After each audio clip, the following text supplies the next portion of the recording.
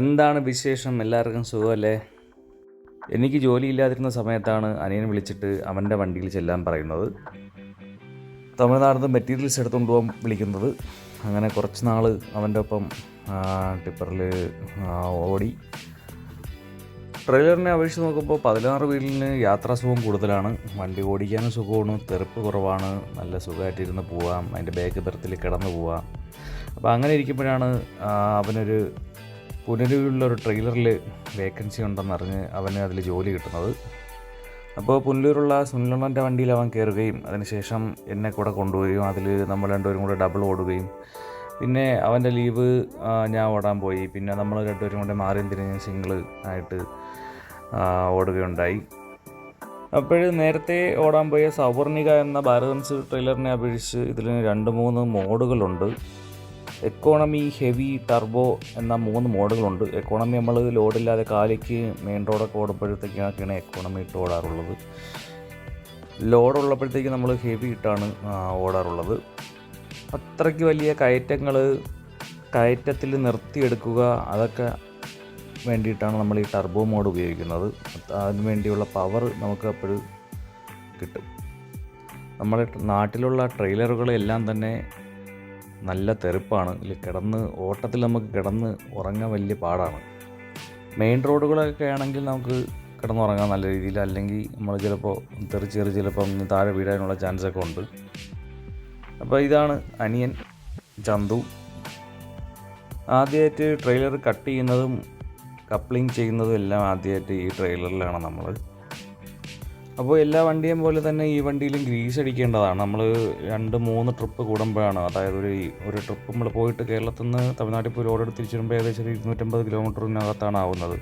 ഒരു 3 ട്രിപ്പ് 750-1000 കിലോമീറ്ററിനകത്ത് വെച്ച് നമ്മൾ ഗ്രീസ് അടിക്കും. ഗ്രീസ് അടിക്കുമ്പോഴത്തേക്ക് നമുക്ക് പ്രത്യേകം 5th വീലിൽ കൂടെ ഗ്രീസ് അടിക്കേണ്ടതാണ്. ഇല്ലെന്നുണ്ടെങ്കിൽ ആ പ്ലേറ്റിന് തേയ്മാനം വരാൻ ചാൻസ് കൂടുതലാണ്. ട്രെയിലർ ആദ്യമായിട്ടൊക്കെ ഓടിക്കാൻ പോകുന്നവർക്ക് വേണ്ടിയിട്ടാണ് ഞാൻ ഇത് പറയുന്നത് കേട്ടോ. അല്ലാതെ ട്രെയിലർ ഓടിക്കുന്നവർ എല്ലാവർക്കും തന്നെ ഈ കാര്യങ്ങൾ അറിയാൻ പറ്റുന്നതാണ്.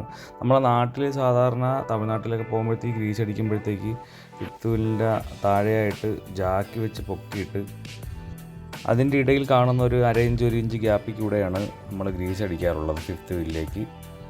നമ്മൾ ഗൾഫിലും യൂറോപ്പിലൊക്കെ നമുക്ക് കാണാൻ പറ്റും, വണ്ടി കട്ട് ചെയ്ത് മാറ്റിയതിന് ശേഷം പ്ലേറ്റിൽ ഗ്രീസ് തേച്ചതിന് ശേഷം പിന്നെ ഒന്നേന്ന് കപ്ലിങ് ചെയ്തിട്ടാണ് വണ്ടി എടുത്തുകൊണ്ട് പോകുന്നത്. നമ്മുടെ നാട്ടിൽ സാധാരണ അങ്ങനെ ചെയ്ത് കാണാറില്ല. ഇപ്പോൾ ഫസ്റ്റ് ലോഡ് എടുത്തുകൊണ്ട് വന്നത് പാരിപ്പള്ളിയിലേക്കാണ്, കൊല്ലം പാരിപ്പള്ളിയിലേക്ക്. അവിടെ നമ്മുടെ വണ്ടിയുടെ ഓണർ സുനിലണ്ണൻ്റെ പാർട്ട്ണറുടെ ഒരു യാർഡുണ്ട്.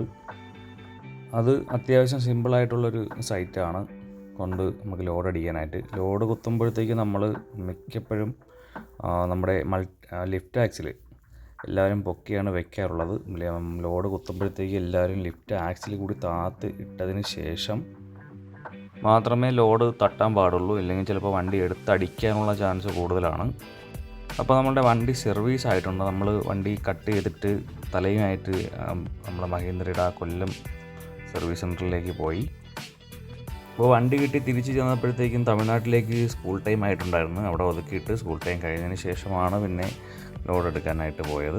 അപ്പോൾ ചെന്നപ്പോഴത്തേക്ക് എന്നും യാർഡിൽ നിന്ന് കോരേണ്ടിയിരുന്നത് നമുക്കന്ന് യാർഡിൽ സ്റ്റോക്കില്ലാത്തത് കാരണം ബങ്കറിൽ കയറ്റിയാണ് ലോഡ് പിടിച്ചത്. അന്നേരെ കൊണ്ടുവന്നത് പുനലൂരുള്ള ഒരു യാർഡിലേക്കാണ്. അവിടെ ഇച്ചിരി ടാസ്ക് ആയിട്ടുള്ള ഒരു യാർഡാണ്.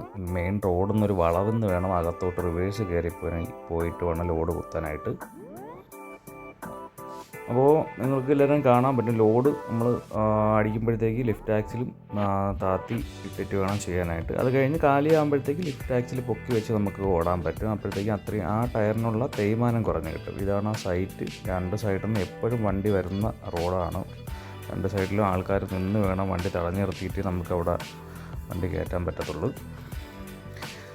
അപ്പോൾ ഈ ജീപ്പ് മാത്രം ഓടിച്ചുകൊണ്ട് പോകുന്ന ഒരു പ്രത്യേക ഫീലാണ്. നമ്മൾ കാറിൽ പോകുന്ന കണക്ക് നമുക്ക് വണ്ടി ഇങ്ങനെ ട്രാഫിക്കിലൊക്കെ നമുക്കിങ്ങനെ കുത്തിക്കയറ്റി പോകാൻ പറ്റും. അപ്പോൾ ഈ വണ്ടി ഓടിച്ചുകൊണ്ട് വന്നപ്പോഴാണ് നമുക്കൊരു പുതിയ ട്രെയിലർ അനിയൻ്റെ ഒരു കൂട്ടുകാരൻ എടുത്ത് തരാമെന്ന് പറഞ്ഞത്. അപ്പോഴത്തേക്ക് അടുത്ത വീഡിയോയിൽ നമുക്ക് ആ വണ്ടി പരിചയപ്പെടാം. അപ്പോൾ അടുത്തൊരു വീഡിയോയിൽ കാണുന്നവരേക്കും ടാറ്റാ ബൈ ബൈ.